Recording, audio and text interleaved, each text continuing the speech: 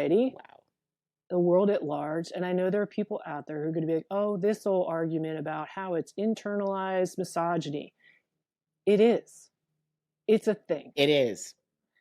And whether it's full on misogyny or not, it is a degree of that, and there is an awareness, if we even just that, an awareness that girls and women are not treated as well.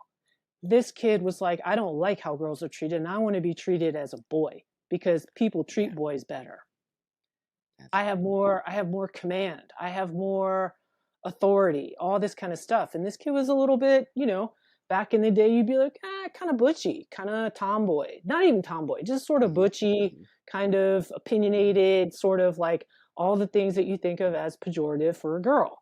And I was kind of like, hey, you could be that way. Like, it's fine. It's like not all women have to have big breasts. You can have small boobs. It's okay.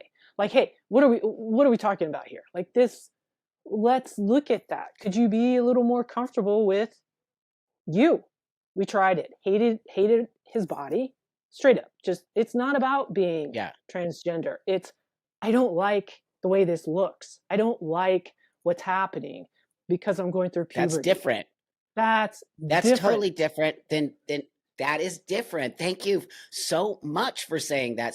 Especially there's things you're saying that so many therapists say to me that I talk to, that this kid had no anything about his dysphoria or no wanting to be a boy until like 14 or 15. So many therapists are saying the same exact thing to me. And then they're also saying peer pressure. They're also saying online, everything you're saying, you're literally saying, so wow. I think, I don't know if he will do, as they say, top surgery. I prefer to say, double mastectomy. Let's be clear about what it is.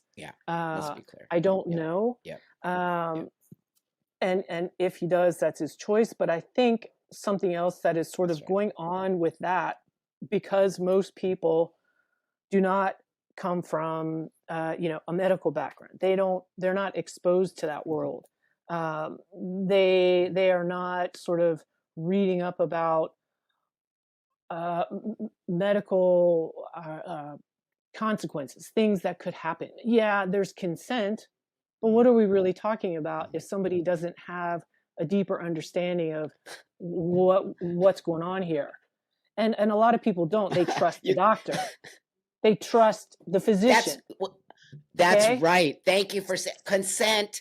First off, how can you make an informed choice when you don't have all the information, especially 14? There's no way a 14-year-old understands that. No way. No. I disagree. Even an 18, even a 20-year-old. Even an 18-year-old. I question that too. Thing that I think, I mean, come on, taking off your breasts at 15, taking off your breasts, or even at 18, and then you can look at detransitioners who did that, and at 25, they're like, oh my God, my whole life is ruined. So we have evidence of that. Here's the thing. I think there's this thinking.